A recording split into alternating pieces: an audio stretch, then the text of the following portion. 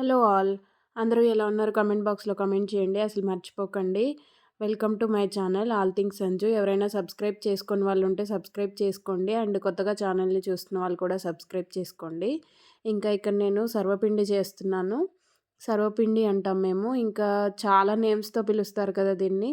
ఏ నేమ్‌తో పిలిస్తే ఏంటి చెప్పండి. చాలా చాలా టేస్టీగా అయితే ఉంటది.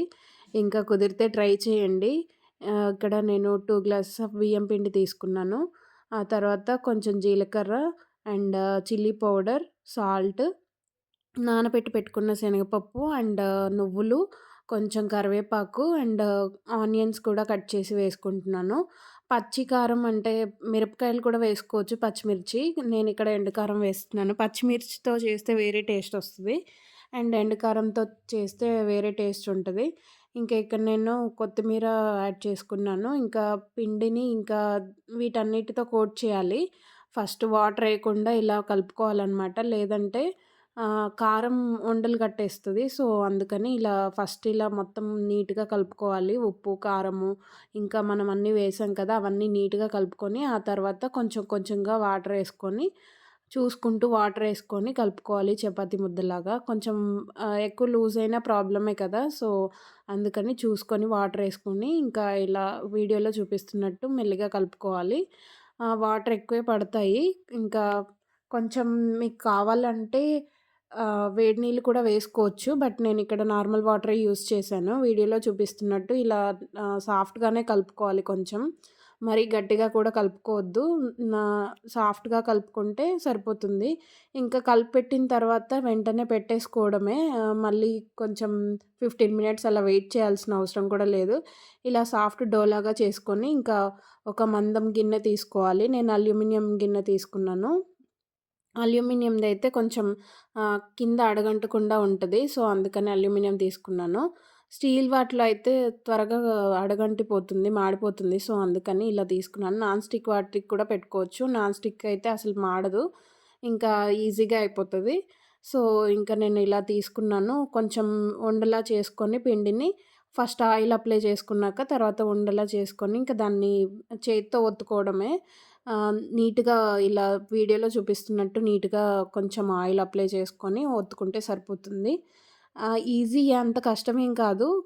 ఇది కొంచెం ఒత్తుకున్నాక సిమ్‌లో పెట్టుకొని కాల్చుకోవాలి. ఫస్ట్ ఒక 2-3 మినిట్స్ అలా మీడియం ఫ్లేమ్‌లో పెట్టి తర్వాత సిమ్‌లో పెట్టేసుకొని కాల్చుకోవడమే. మధ్య మధ్యలో చూసుకోవాలి, లేదంటే అడుగంటిపోతుంది.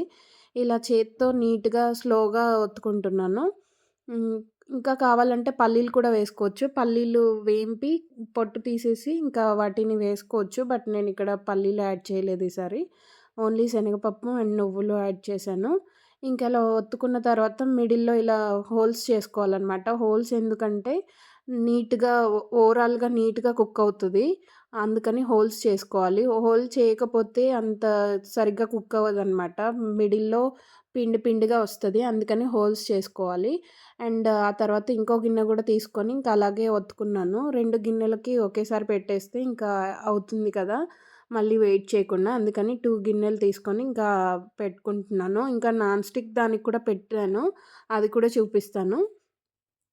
ఇదేంటంటే అంత ఎక్కువ మాడదు.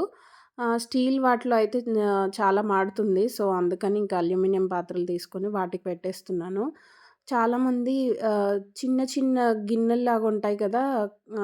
కూర గిన్నెలు వాటికి కూడా పెట్టేస్తుంటారు. బట్ నాకేంటంటే అది అందులో నుండి తీయడం చాలా కష్టమనమాట. అందుకని నేను ఇలా కొంచెం వెడల్పుగా ఉన్న గిన్నెలు తీసుకొని వీటికి పెట్టుకుంటాను. ఎలా అయినా దేనికైనా పెట్టుకోవచ్చు మన కంఫర్ట్. అలా ఏం లేదు, దీనికి పెట్టాలి అని ఏం లేదు. బట్ నేనైతే నా కంఫర్ట్‌గా ఉంటదని చెప్పి ఈ గిన్నెలు తీసుకున్నాను. ఇంకా మధ్యలో హోల్స్ చేసుకుంటున్నాను. ఈ హోల్స్ ఎందుకు చేస్తారని మా నానమ్మని అడుగుతూ ఉండేదాన్ని చిన్నప్పుడు. ఆ హోల్స్ ఎందుకు, ఎందుకు అని. ఇంకా ఆ తర్వాత చెప్పిందనమాట. అప్పుడు అర్థమైంది. ఇంకా ఇలా హోల్స్ చేసుకున్న తర్వాత ఇలా ఉంటది. ఇంకా దీన్ని క్యాప్ పెట్టేసి ఇంకా స్టవ్ పైన పెట్టేసుకోవడమే. ఎక్కువసేపు ఉంచినా సరే మాడుతది. మధ్య మధ్యలో చూసుకోవాలి, లేదంటే ఇంకా మాడిపోతుంది. చాలామంది ఇష్టంగా తింటారు. కొంతమంది టీలో కూడా నంజుకొని తింటారు. టీలో తింటారు అండ్ పాలతో తినడం కష్టం గానీ టీలో అయితే తింటారు. నాకైతే అలవాటు లేదు. బట్ చాలా బావుంటుందని చెప్తారు. ఇంకా ఇలా క్యాప్ పెట్టేసుకొని 2 ఒకేసారి పెట్టుకున్నాను. ఇంకా మిడిల్‌లో చూస్తే ఇలా అయిపోయిందనమాట. ఇలా గోల్డెన్ బ్రౌన్ కలర్ వచ్చింది కదా కింద. సో, ఇంకా తిప్పేసుకోవాలి. ఒకవేళ మీకు కుదిరితే తిప్పి కాల్చుకోండి. లేదు అంటే ఇలా అయినా తినేయొచ్చు. చాలా బావుంటది. బట్ నాకు తిప్పి కాలిస్తే చాలా ఇష్టమనమాట. సో, అందుకని ఇంక నేను మళ్ళీ దీన్ని స్పూన్‌తో ఇలా తిప్పి కాల్చుకుంటున్నాను. ఇలా తిప్పకుండా అయినా పర్వాలేదు. బయటైతే మొత్తం ఇది వేసేసి అందులో మొత్తం ఆయిల్ వేస్తారు. డీప్ ఫ్రై చేస్తారు. ఇంకా అలా చేసిందైతే ఎక్కువ ఆయిల్ ఉంటుంది. సో, ఇలా ఇంట్లో చేసుకుంటే బావుంటుంది కదా! ఇలా నాన్ స్టిక్ కూడా పెట్టాను.